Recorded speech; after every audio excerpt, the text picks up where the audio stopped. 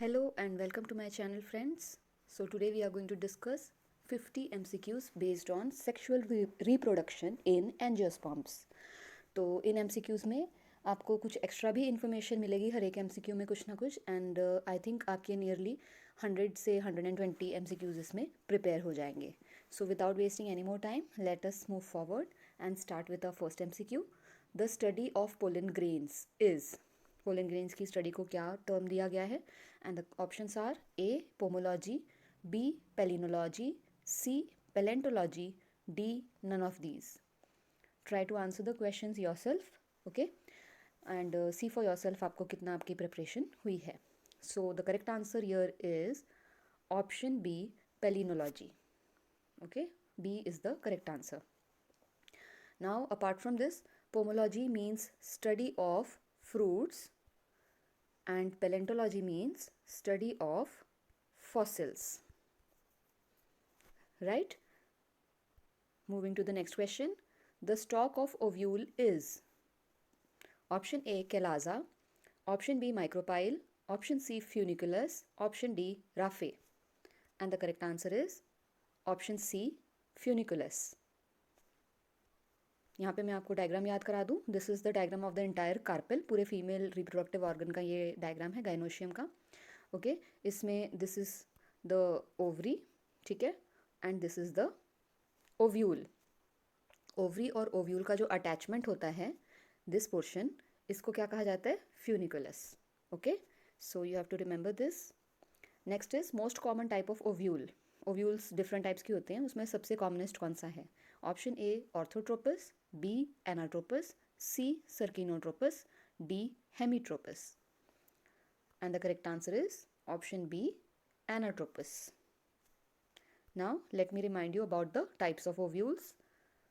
ठीक है, तो this is the first one is the atropous ovule, means orthotropous ovule. इसको ऑर्थोट्रोपस ओव्यूल भी बोला जाता है, ऑर्थोट्रोपस.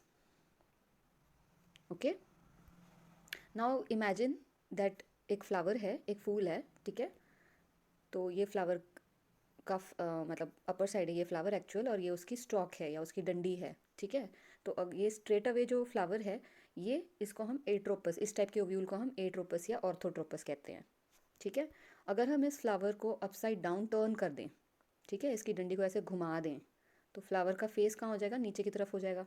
ओके, तो इस टाइप के ओव्यूल को क्या कहते हैं? एनाट्रोपस, ठीक है. और ये वाला हमारा आंसर था कि ये वाला ओव्यूल सबसे ज़्यादा कॉमनेस्ट होता है. नेक्स्ट मैं बताऊँ आपको हेमी एनाट्रोपस, दिस वन. तो फ्लावर, अगर फ्लावर की स्टॉक ऐसे 90 डिग्रीज पर है, ठीक है, और उसका प्रोजेक्शन इस 90 डिग्रीज पे है, तो उसको क्या कहते हैं हम? हेमी एनाट्रोपस, ठीक है. Next is this one, campylotropous and amphitropous, ये और ये. इन दोनों में क्या कॉमन चीज़ है कि दोनों में ओव्यूल जो है वो ऐसे है, यू शेप, ठीक है, मुड़ा हुआ है. बट दोनों में एक डिफरेंस भी है, ठीक है. तो दोनों में क्या है? ओव्यूल ऐसे, ठीक है, यू शेप में है. बट जो एम्फीट्रोपस है, दिस वन, इसमें एम्ब्रियोसैक भी, ये जो अंदर स्ट्रक्चर है एम्ब्रियोसैक, ये भी इसी के तरह यू शेप में है, राइट. जबकि कंपाइलोट्रोपस में जो एम्ब्रियोसैक है उसकी अलाइनमेंट कैसी है? स्ट्रेट, ठीक है, सीधे अलाइनमेंट में है वो घुमा हुआ या यू शेप वाला नहीं है, ठीक है. You can see this. तो इसमें जो ओव्यूल का अलाइनमेंट है, इट इज स्ट्रेट, ठीक है. एंड लास्ट वाला जो है, दिस इज सर्किनोट्रोपस. तो नाम से ही पता चलता है पूरा सर्कुलर है, मतलब इसमें स्टॉक सीधा अप जाके डाउन आके फिर अप जाके फिर वहाँ पे उसमें प्रोजेक्शन है ओव्यूल का, ठीक है. या फ्लावर का अगर हम समझें तो पूरी डंडी ऐसे गोल घूम के ऊपर आई है. So this is the circinotropous type of ovule. Let's move forward. Female organ of flower. Flower में जो फीमेल रिप्रोडक्टिव ऑर्गन्स हैं उसको क्या बोला जाता है, उस पूरे स्ट्रक्चर को? ऑप्शन ए गाइनोशियम और microsporophyll, option B gynoecium megasporophyll, option C androecium microsporophyll, option D androecium और megasporophyll. And the correct answer here is option B, gynoecium और मेगास्पोरोफिल, ठीक है. अब यहाँ पे आपको पता होना चाहिए, जो गाइनो वर्ड होता है it is related to females, ठीक है. Gynoecium, gynaecology, it is related to females. And यहाँ पे वर्ड आया मेगा, ठीक है. तो मेगा वर्ड भी जो है it is related to female, जैसे mega gamete, mega sporophyll, because जो फीमेल गमीट होता है या फीमेल गमीटोफाइट होता है it is bigger in size, उसका साइज़ मेगा या बड़ा होता है। और इसी तरह इसका ऑपोजिट ले लो तो एंड्रो, एंड्रो मीन्स मेल, ठीक है, एंड्रोशियम, ठीक है। और इसके साथ में आ जाता है माइक्रो, ठीक है। तो एंड्रोशियम का जो अल्टरनेट है दैट इज़ माइक्रोस्पोरोफिल, ठीक है। तो ये आपको पता नहीं चाहिए, micro is related with male and mega with female. Now कुछ एडिशनल यहाँ पे मैं आपको बताना चाहूँगी कि फीमेल जो रिप्रोडक्टिव ऑर्गन्स हैं उसमें आ जाता है मेगास्पोरोफिल, किसको बोला जाता है, कार्पल को। मेगास्पोरेंजियम किसे कहा जाता है, ओव्यूल को। एंड मेगागमीटोफाइट किसे कहा जाता है, एम्ब्रियोसैक को, ठीक है। तो हमारे पास क्योंकि डायग्राम है तो let us just go back to the diagram. ये रहा आपका डायग्राम, ठीक है। मैंने आपको क्या बताया अभी, मैंने आपको बताया है मेगास्पोरेंजियम किस सॉरी मेगास्पोरोफिल पहले बताया था। मेगास्पोरोफिल किसको कहा जाता है, ये जो पूरा स्ट्रक्चर है ये क्या है, मेगास्पोरोफिल, ठीक है। और गाइनोशियम, राइट। उसके बाद मैंने बताया आपको मेगा स्पोरेंजियम, मेगास्पोरेंजियम कौन सा है, द ओव्यूल, ये वाला structure, this is the megasporangium. और मेगा गमीटोफाइट, ठीक है। मैंने आपको थर्ड वाला जो पॉइंट बताया वो क्या था, मेगा गमीटोफाइट। तो मेगा गमीटोफाइट कौन सा है, दिस वन, ठीक है, this is the embryo sac, right.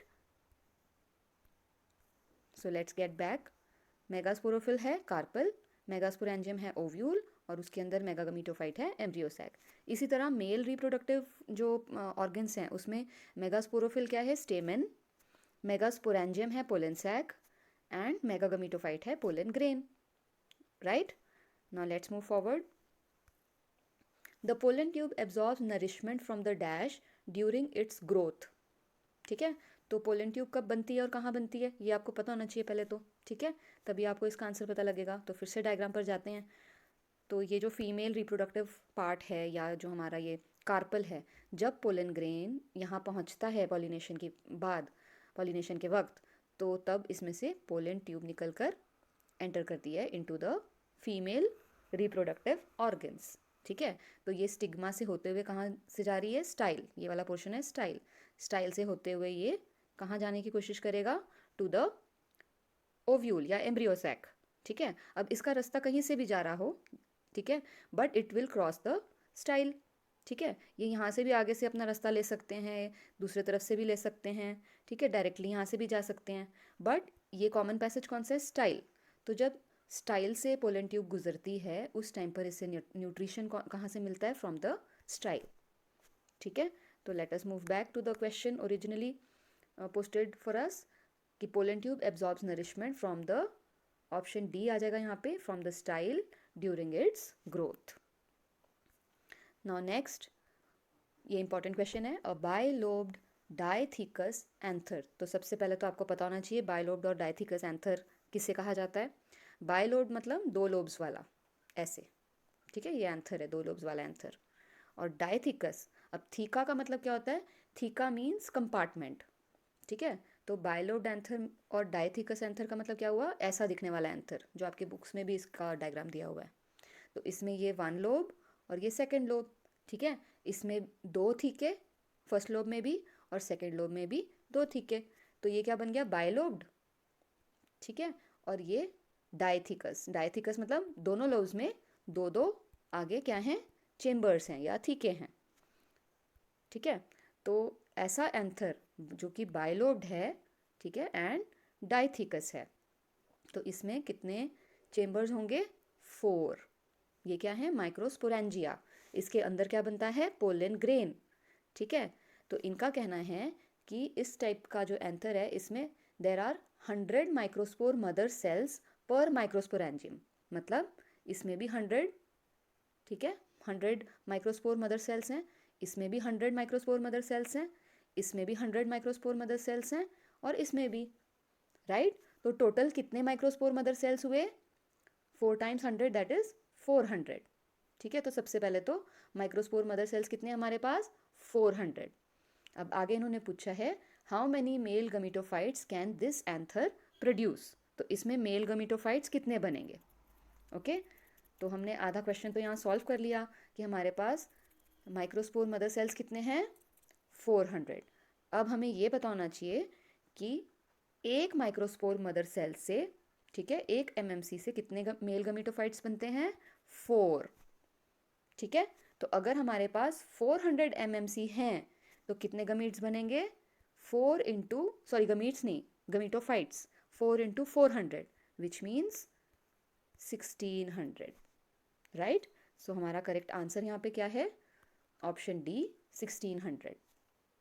Now moving to the next one, function of tapetum is, tapetum का फंक्शन क्या होता है, तो टपीटम एंथर का ही एक पार्ट होता है, कवरिंग होती है, जो पोलन ग्रेन्स जब बन रहे होते हैं तो उसको ये प्रोटेक्ट करके रखता है, तो कवर करके रखता है, ठीक है। और इसका फंक्शन क्या होता है ये पूछा है उन्होंने। Option A is protective, option B is nutritive, option C is respiratory, option D is all of the above. तो टपीटम का जो प्रॉपर फंक्शन है that is nutrition. Moving to the next one, embryo sac is, embryo sac क्या है, option A microgametophyte, option B megagametophyte, option C microsporangium and option D megasporangium. And the correct answer is option B megagametophyte, क्योंकि जो gamete होता है वो embryo sac carry करता है, so it's known as the megagametophyte. Next is cleistogamous flowers are, option A self pollinated, option B insect pollinated, option C bird pollinated, option D wind pollinated. तो सबसे पहले you must know what are cleistogamous flowers. Cleistogamous flowers वो होते हैं which are closed, ये हमेशा बंद होते हैं, मतलब फ्लावर के अंदर ही रिप्रोडक्शन जो है, मेल फीमेल जो पार्ट्स हैं वो हमेशा अंदर ही रहेंगे, कभी भी एक्सपोज नहीं होंगे, और इसलिए वो किसी दूसरे फ्लावर पर नहीं जा पाएंगे, ठीक है।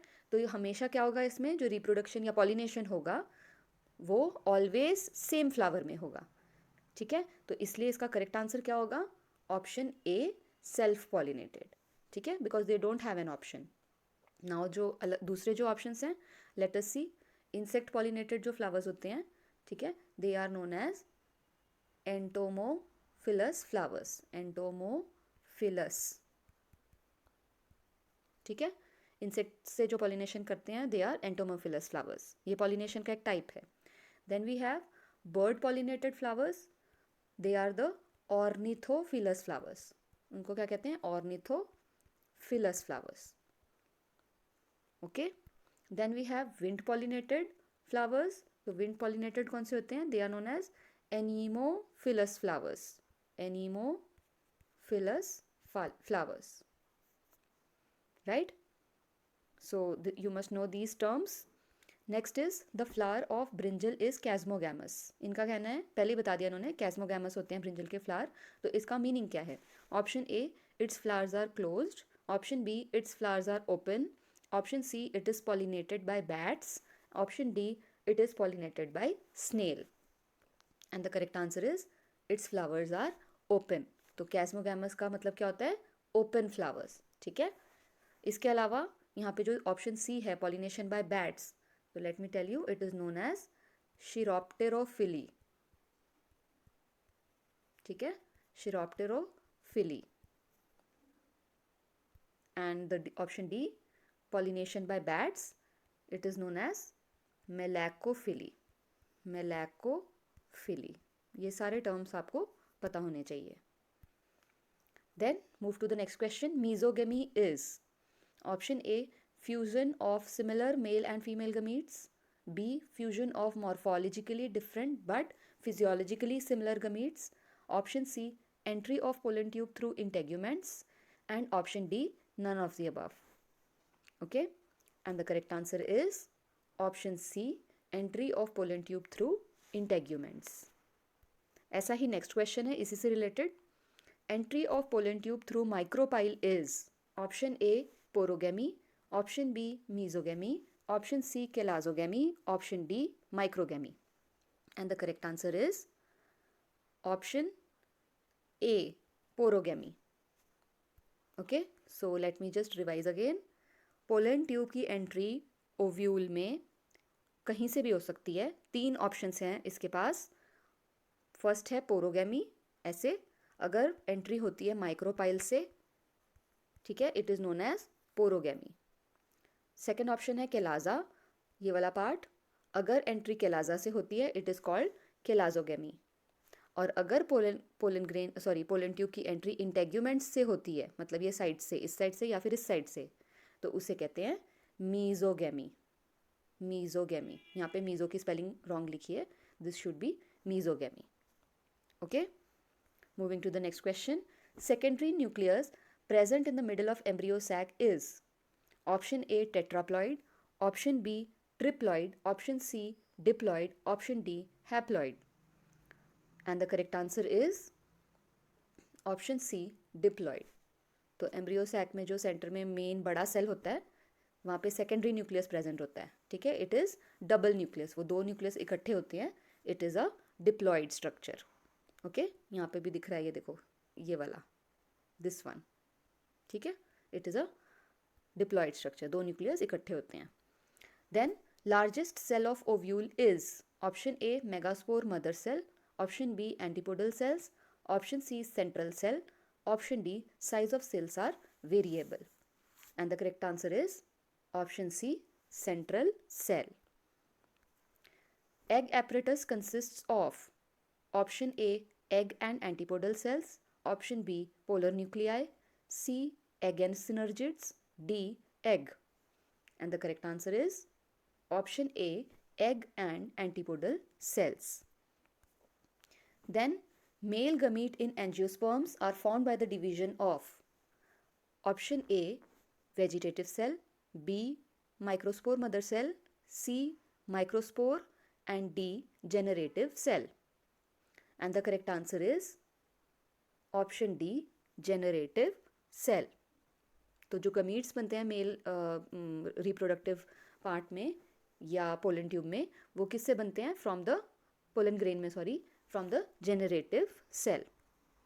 Moving to the next question, the most common type of embryo sac is, अब पहले क्वेश्चन आया था हमारा most common type of ovule, अब क्वेश्चन आया है एम्ब्रियो सैक, ठीक है, तो ये ध्यान रखना है आपने। Option A is circular, option B is polygonum, option C is orthotropous, D anatropous. तो लास्ट वाले दो ऑप्शंस तो डेफिनेटली नहीं है, बिकॉज ये किसके टाइप्स देखे थे हमने? ओव्यूल के, ठीक है, और यहाँ पे जो आंसर करेक्ट आंसर है दैट इज पॉलीगोनम। जो commonest type of embryo sac is polygonal. Then next question, device for self pollination is, तो इसमें से कौन सी चीज़ है जो डेफिनेटली सेल्फ पॉलिनेशन ही करवाएगी? ठीक है, तो option A is heterostyly, B is dicliny, C is unisexuality, and D is none of these, and the correct answer here is option D none of these. ठीक है, ये जो तीनों ऑप्शन दिए हैं ये सारे क्रॉस पॉलिनेशन के कॉन्ट्राइवेंसेस हैं या डिवाइसेस हैं, ठीक है, क्रॉस पॉलिनेशन के, not self pollination. Self pollination वाला कौन सा था डिवाइस? याद होगा अगर आपको, इट वॉज क्लीस्टोगैमी या closed flowers. Moving to the next question, total number of nuclei involved in double fertilization, तो कितने न्यूक्लियाई इन्वॉल्व होते हैं डबल फर्टिलाइजेशन में? Right, option A 2, option B 3, option C 4 and option D 5। तो double fertilization में how many nuclei are involve? The correct answer is option D 5। Okay, now we move to the next question. Arrangement of nuclei in normal dicot embryo sac is option A 3 plus 3 plus 3, option B 2 plus 4 plus 2, option C 3 plus 2 plus 3, and option D 2 plus 2 plus 3, and the correct answer is option C 3 plus 2 plus 3। तो एक जो normal embryo sac होता है इसमें एक तरफ होता है एग एपरेटस, 3 सेल से बना हुआ और तीनों के अपने अपने न्यूक्लियाई, दूसरे तरफ होता है एंटीपोडल सेल्स, 3 होते हैं ये भी, एंड तीनों में एक एक न्यूक्लियस होता है, और सेंटर में होते हैं 2 न्यूक्लियाई। ठीक है, तो क्या अरेंजमेंट कैसा हो गया? ये न्यूक्लियाई का अरेंजमेंट कैसा है? 3 2 again 3, right, so the correct answer था हमारा 3 plus 2 plus 3। Moving to the next one, transfer of pollen grains from the anther to the stigma of another flower of the same plant. ठीक है, मतलब plant वही है, ठीक है, एक फ्लावर का पोलन ग्रेन ले लो सपोज करो वो दूसरे फ्लावर पर चला जाए सेम प्लांट में, ठीक है, उसे हम क्या कहेंगे? Option A is geitonogamy, option B karyogamy, option C autogamy, option D xenogamy. The correct answer here is option A geitonogamy. Moving to the next one. In plants having two generations is part having two generations is option A embryo, option B unfertilized ovule, option C germinated pollen grain and option D seed. तो दो generations किससे देखने मिलते हैं? Obviously very easy answer seed. ठीक है. Moving to the next one. Endosperm is completely consumed by the developing embryo in. तो endosperm किस में पूरी तरह से खत्म हो जाता है, एब्जॉर्ब हो जाता है, सीड पूरा ले लेती है. Option A is pea and groundnut, option B is maize and castor, option C is castor and groundnut, option D is maize and pea. And the correct answer is option A pea and groundnut. Moving to the next one. Wind pollination is common in option A grasses, option B orchids, option C legumes, option D lilies. And the correct answer is option A grasses. मैंने आपको एक term भी बताई थी, anemophily. ठीक है, anemophily ये word आपने याद रखना है. Anemophily word is related with wind pollination. Next, a diploid female plant, ठीक है, diploid female plant is crossed with a tetraploid male. The ploidy of endosperm will be option A tetraploidy, option B triploidy, option C pentaploidy, option D diploidy या diploidy. ठीक है, so now यहाँ पे हम थोड़ा सा डिस्कस कर लेते हैं. यहाँ पे क्या बोला गया है? डिप्लॉयड फीमेल प्लांट मतलब 2n. ठीक है, और टेट्राप्लॉइड मेल मीन्स 4n. तो इसका क्या मतलब हुआ कि इसके जो गमीट्स होंगे, ठीक है, डिप्लॉयड फीमेल के जो गमीट्स होंगे वो कैसे होंगे? हैप्लॉइड. एंड जो मेल के गमीट्स होंगे वो कैसे होंगे? डिप्लॉयड. ठीक है, तो गमीट्स आर हैप्लॉइड एंड यहाँ पे गमीट्स आर डिप्लॉयड. अब इन्होंने हमें क्या पूछा है कि जो एंडोस्पर्म बनेगा, एंडोस्पर्म कैसा बनेगा? Then you must know year, आपको ये पता होना चाहिए कि जो एंडोस्पर्म होता है, endosperm is a triploid structure. Endosperm कैसे बनता है? Secondary nucleus plus 1 male gamete. तो यहाँ पर सपोज करो ये क्या है? This is our embryo sac. ठीक है, तो एंडोस्पर्म कहाँ पे बनता है? एंडोस्पर्म बनता है इन दिस पोर्शन, यहाँ पे, मतलब जो स्टार्ट होता है एंडोस्पर्म बनना वो यहाँ स्टार्ट होता है. ये स्ट्रक्चर क्या होता है? यहाँ पे ऑलरेडी 2 न्यूक्लियस हैं और ये फीमेल पार्ट है, मतलब यहाँ का न्यूक्लियस कैसा है? Diploid, 2n. ठीक है, क्योंकि ये n है ना, तो यहाँ 2 न्यूक्लियाई हैं, that means this part here is diploid. अब यहाँ पे ऐड क्या होने वाला है? 1 मेल गमीट. ठीक है, और हमारे क्वेश्चन में जो मेल है वो कैसा है? मेल गमीट कैसा है? डिप्लॉयड. तो यहाँ पे क्या ऐड होगा? फिर से 2n. तो हमारा आंसर क्या होगा? 2n + 2n which is 4n. तो एंडोस्पर्म कैसा बनेगा? Tetraploid. And the correct answer is option A और tetraploid. Is it clear? Okay, so we move to the next one. Pollination by animals. जब animals pollinate करते हैं flowers को, उसे क्या कहते हैं? Option A anemophily, B zoophily, C chiropterophily, D none of these. And the correct answer is option B zoophily. Anemophily मैंने आपको बताया था, it is pollination by air, and चिरोप्टेरोफिली is pollination by bats. Next, entomophilous flowers are pollinated by option A bats, B snail, C insects and D reptiles. And the correct answer is option C insects. Next, false fruit. Which is a false fruit here? Option A is apple, option B strawberry, option C both, option D none.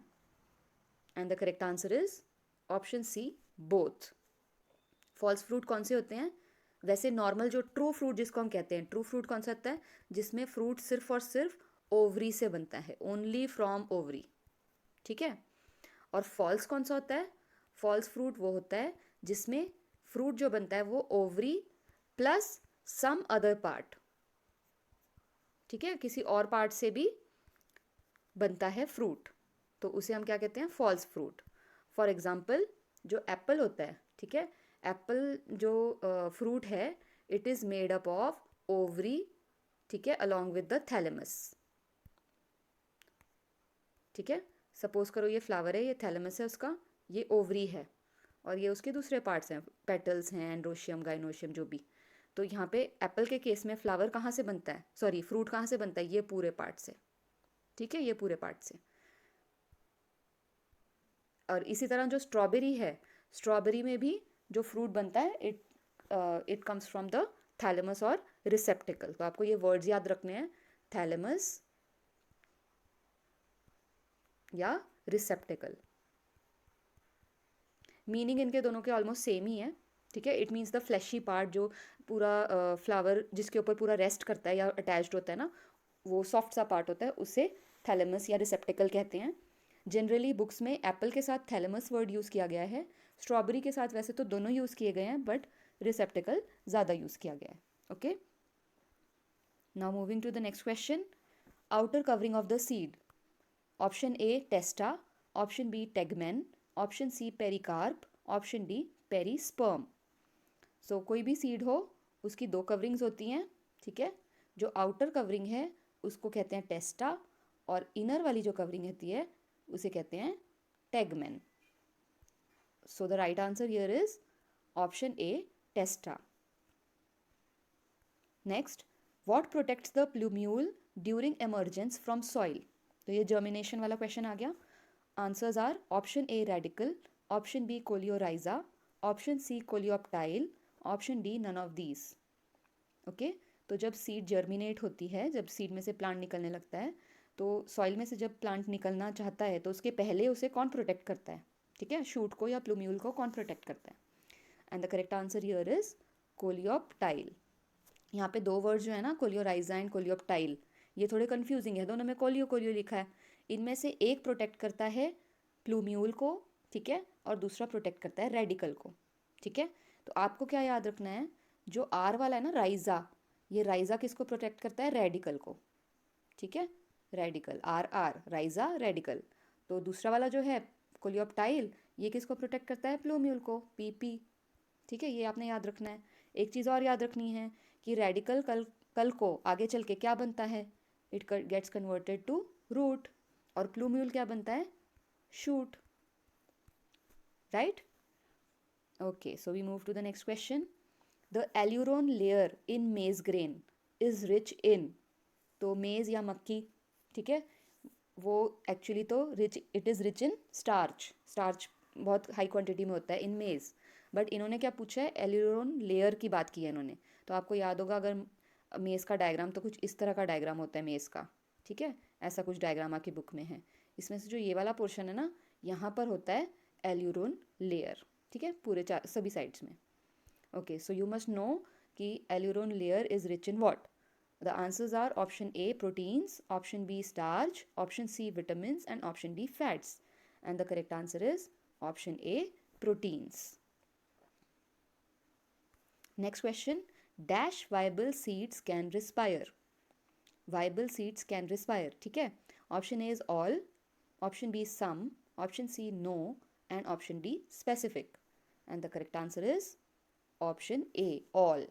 जितने भी viable seeds होते हैं वो सभी के सभी, viable seeds मतलब ऐसे सीड्स जो कल को जब उन्हें प्रॉपर कंडीशंस मिलेंगी तो वो एक प्लांट में कन्वर्ट हो जाएंगे, ठीक है। तो ऐसे सीड्स को हम वायबल कहते हैं, और ये सभी जितने भी वायबल सीड्स होते हैं सभी के सभी क्या करते हैं, रिस्पायर करते हैं, मतलब वो ब्रीथ करते हैं, या अपना उनके जो बॉडी, उनके जो फंक्शंस हैं उनके अंदर अंदर जो हो रहे हैं वो सारे नॉर्मली चल रहे होते हैं। Next is parthenocarpy can be induced hormonally by. हम हार्मोन्स की मदद से भी पार्थेनोकार्पी इंड्यूस कर सकते हैं। कौन से हार्मोन्स, यहाँ पे ऑप्शन दिए हैं, option A auxins, option B gibberellins, option C both, option D none. And the correct answer is option C both. तो डिफरेंट फ्रूट्स में डिफरेंट हार्मोन्स यूज़ किए जाते हैं for parthenocarpy. Parthenocarpy means seedless fruits produce करना, okay. Parthenocarpy means production of seedless fruits, ठीक है। तो normally जो फ्रूट्स में सीड्स होती हैं, जैसे ग्रेप्स में सीड्स होती हैं, बट जो पार्थेनोकार्पिक ग्रेप्स होते हैं उनमें सीड्स नहीं होती, ठीक है। तो they are such type of fruits are produced with the help of hormones. Next, pomology is the science and practice of option A fossil study, option B fish culture, option C fruit culture, option D pollen culture. And the correct answer is, ये हमने पहले भी discuss किया था, बताया था मैंने आपको एक्स्ट्रा में। तो करेक्ट आंसर यहाँ पे क्या है, fruit culture. Next, smallest pollen, सबसे छोटा पोलन कौन है? Option A myosotis, option B mirabilis, option C zostera, option D rafflesia. And the correct answer here is option A myosotis. और अगर आपको कोई पूछे what is which one is the largest pollen, ठीक है, तो लार्जेस्ट अगर आपको पूछा जाता है तो आपका आंसर होगा मिराबिलिस, ठीक है। We move to the next one. Largest flower. Option A Myosotis, B Rafflesia, C Zostera, D Wolffia. And the correct answer is option B Rafflesia. और अब यहाँ पे अगर आपको स्मॉलेस्ट फ्लावर पूछा जाए, ठीक है, तो स्मॉलेस्ट के लिए आपका आंसर क्या होगा फिर? आपका आंसर होगा D Wolffia. This is the smallest flower. Now moving to the next one. The two nuclei at the end of pollen tube are called. ठीक है, तो पोलन ट्यूब के जो लास्ट में दो न्यूक्लियस होते हैं वो उनका नाम क्या है? Option A tube nucleus and generative nucleus, option B sperm and ovum, option C generative nucleus and stigma, option D tube nucleus and sperm. And the correct answer is option A tube nucleus and generative nucleus. Moving to the next question. Which of the following is similar to autogamy but requires pollinators? तो इसमें से कौन है जो autogamy के जैसा ही होता है बट उसमें किसी ना किसी पॉलिनेटर की ज़रूरत पड़ती है? Options are option A geitonogamy, option B cleistogamy, option C apogamy, option D xenogamy. And the correct answer is option A Geitonogamy. Moving to the next question. What is the function of the filiform apparatus? Option A, guide the entry of pollen tube. Option B, recognize the suitable pollen at stigma. Option C, produce nectar. And option D, stimulate division of generative cell. So first of all, you must know what is the filiform apparatus. So suppose this is the embryo sac. इसमें centre में दो न्यूक्लिया हैं, इस तरफ मानो synergids हैं, ठीक है, और ये सपोज करें this is the egg apparatus. तो एग एपरेटस में ये जो दो साइड में सेल्स होते हैं, सिनर्जिड्स बोला जाता है इन्हें, इनके ऊपर एक हेयर लाइक स्ट्रक्चर्स होते हैं, ये वाले, these are the filiform apparatus, ठीक है। फिलामेंट लाइक स्ट्रक्चर है, hair like structure, filiform apparatus. उन्होंने पूछा है इनका फंक्शन क्या है, ठीक है। And the correct answer is option A guide the entry of pollen tube, ठीक है। Move to the next one. Which of the following statements is correct? इनमें से कौन सा राइट है? Option A sporogenous tissue is haploid, option be the hard outer layer of pollen is called intine, option C tapetum nourishes the developing pollen, and option D microspores are produced by endothecium. And the correct answer here is option C, tapetum nourishes the developing pollen. ये हमने पहले भी एक MCQ में discuss किया था कि tapetum वो स्ट्रक्चर है जो न्यूट्रिशन प्रोवाइड करता है, ठीक है। और जो बाकी इसमें जो बी वाला ऑप्शन है उसमें देखो क्या लिखा है, hard outer layer of pollen is called intine, जबकि ये गलत है। बाहर वाला जो लेयर होता है पोलन ग्रेन का उसको क्या कहते हैं? एक्सटाइन या एक्साइन, ठीक है, एक्सटाइन और एक्साइन, राइट। जो फर्स्ट वाला ऑप्शन था स्पोरोजिनस टिश्यू इज हैप्लॉइड, ये गलत है। स्पोरोजिनस टिश्यू कैसी होती है? नॉर्मली इट इज डिप्लॉइड, ठीक है। And the last one, microspores are produced by endothecium. तो ये भी रॉन्ग है, बिकॉज एंडोथीशियम तो ये जो स्ट्रक्चर है ना पोलन ग्रेन वाला, सॉरी एंथर वाला, एंडोथीशियम तो इसके बाहर वाली कवरिंग होती है। माइक्रोस्पोर्स कहाँ बनते हैं? इसके अंदर बनते हैं। Moving to the next one, the process of formation of seeds without fertilization in flowering plants is called. Flowering plants में जब सीड्स बिना फर्टिलाइजेशन के बने, ठीक है, fertilization male female gametes mix नहीं हुए हैं, फ्यूजन नहीं हुआ है, बट स्टिल सीड्स बनी हैं, इस टाइप के फिनोमिना को क्या कहा जाता है? Option A is budding, option B is apomixis, option C is sporulation, and option D is somatic hybridization. And the correct answer is option B, apomixis. Next, rewards and attractants are required for option A entomophily, option B cleistogamy, option C anemophily, option D hydrophily. तो the correct answer here is option A entomophily. तो entomophily क्या है? Insect pollination, ठीक है, तो insects को कुछ ना कुछ मिलना चाहिए ना फ्लावर में से, तभी वो वहाँ पर आएंगे, अदरवाइज वो फ्लावर तक क्यों आएंगे? सो वो क्या मिलता है उन्हें वहाँ पे? अट्रैक्टेंट्स, अच्छी फ्रेग्रेंस या अच्छी स्मेल, और रिवॉर्ड्स जैसे नेक्टर, खाना मिलता है उन्हें वहाँ पे, दैट्स वाई, या फ्रूट्स, ठीक है, तो that's why they come there and in turn they pollinate the flowers, ठीक है। Next is a dioecious flowering plant prevents. तो first of all what is dioecious? Dioecious means जिसमें मेल और female different different होते हैं, जैसे human beings are dioecious, ठीक है, तो जो डायशियस प्लांट्स होते हैं उसमें प्लांट अलग होता है, मेल प्लांट अलग होता है, फीमेल प्लांट अलग होता है, ठीक है। तो ये पूछ रहे हैं ये क्या प्रिवेंट करते हैं dioecious plants? Option A geitonogamy and xenogamy, option B autogamy and xenogamy, option C autogamy and geitonogamy, and option D cleistogamy and xenogamy.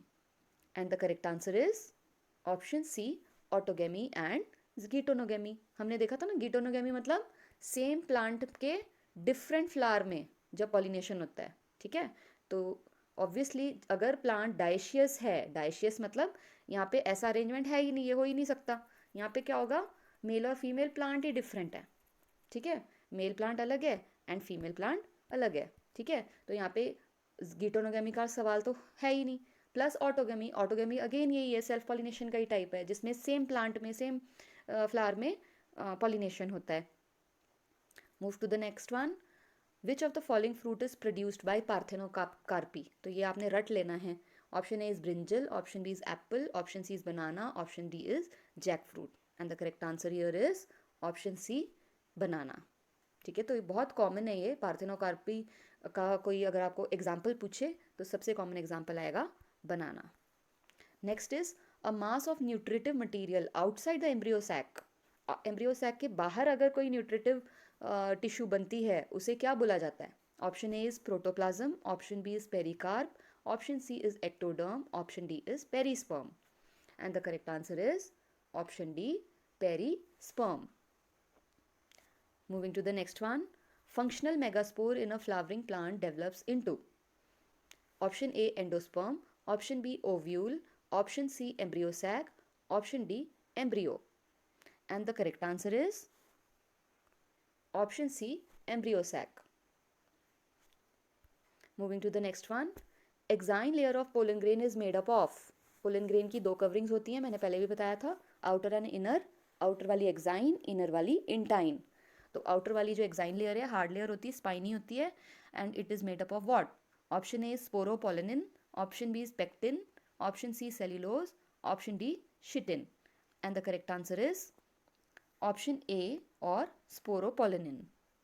Next, embryo sac of angiosperms is option A 6 celled 8 nucleate, 6 sales और 8 nuclei, option B 7 celled 8 nucleate, option C 8 celled 7 nucleate, and option D 7 celled and 7 nucleate. And the correct answer is option B 7 celled and 8 nucleate. 7 sales होते हैं embryo sac में और nucleus कितने होते हैं? 8। कैसे? ये देखो एम्ब्रियो सैक का स्ट्रक्चर। अब इसमें ये देखो, ये 3 तो हैं एंटीपोडल सेल्स, 1 2 3, पहले हम सेल्स गिन रहे हैं, ठीक है। फिर इस तरफ जो एग एपरेटस है इसमें भी 3 सेल्स हैं, मतलब 4 5, और ये वाला थर्ड वाला 6। और इसके अलावा ये जो बड़ा सा सेल है, जो सबसे बड़ा कंपार्टमेंट है इस पूरे एम्ब्रियो सैक का, it is the 7th cell. तो टोटल सेल्स कितने हो गए? 6। ठीक है, सेल्स आर 6 इन नंबर। अब देखते हैं न्यूक्लिया कितने हैं। तो हर एक एंटीपोडल सेल में एक एक न्यूक्लियस है। ये देखो रेड वाला, ये वाला, ये वाला और ये वाला। ये कितने हो गए? 3। उसके बाद यहाँ पर भी देखो, ये रेड, दूसरा रेड और ये तीसरा रेड, ये भी कितने हो गए? 3। और जो सेंट्रल सेल है बड़ा वाला, उसमें पोलर न्यूक्लियाई हैं। कितने हैं? 1 और 2। तो टोटल कितने न्यूक्लिया हो गए? 3 3 6 और 2 8। तो न्यूक्लिया कितने हैं? 8। सॉरी, मैंने यहाँ 6 लिख दिया, सॉरी सॉरी, एक्सट्रीमली सॉरी। ये क्या आएगा? 7। यहाँ पे आएगा 7। सेल्स कितने हैं? 7। मैं फिर से रिपीट कर देती हूँ ये, जस्ट टू बी क्लियर। पहले सेल्स की बात करते हैं। 1 2 और 3 सेल्स इधर, 4 5 और 6 सेल्स यहाँ पे, ये वाला एंड ये वाला। और जो बीच वाला ये बड़ा वाला सेंट्रल सेल है, इसका नंबर होगा 8। मैंने यहाँ गड़बड़ कर दी थी पहले। ठीक है, तो कितने सेल्स हो गए? 8। नाउ हम गिनेंगे न्यूक्लियाई कितने हैं। तो ये जो रेड डॉट्स हैं, 1 2 3, ठीक है, then 4 5 and this one is 6। और बड़े वाले सेंट्रल सेल में कितने हैं न्यूक्लियाई? 1 और 2। तो कितने हो गए? 3 3 6 और 2 8। तो cells are 7, nuclei are 8. That is why embryo sac is known as a 7-celled and 8-nucleate structure. Moving to the next one, removal of anther is called. Anther को जब रिमूव कर दिया जाता है फ्लावर में से, या मेल पोर्शन रिमूव कर दिया जाता है, फ्लावर को फीमेल बना दिया जाता है, उस प्रोसेस को क्या कहते हैं? ऑप्शन ए है emasculation. Right? Now moving to the next one, or this rather the last one. A typical angiospermic anther is option A bilobed, option B unilobed, C trilobed and D tetralobed. The correct answer here is option A. ज़्यादातर जो anthers होते हैं angiosperms में, they are bilobed, 2 lobes होते हैं उनके। I hope आपको ये वीडियो जो है वो हेल्प करेगा इन practicing and remembering the concepts and some these questions. All the best and thank you.